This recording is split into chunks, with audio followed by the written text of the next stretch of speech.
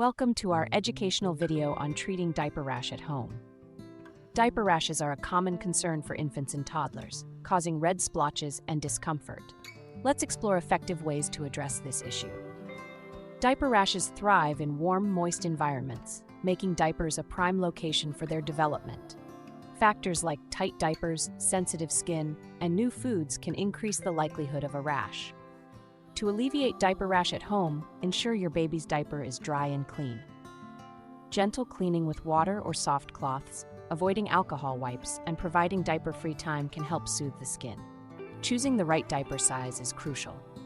Super absorbent disposable diapers can aid in healing, while zinc-containing pastes or barrier creams can protect the skin. Consider alternative remedies cautiously. Avoid highly fragranced products and baby powder, as they can irritate your baby's skin. Cornstarch and certain remedies like aloe vera gel should be used with care. Understanding the causes and risk factors is essential.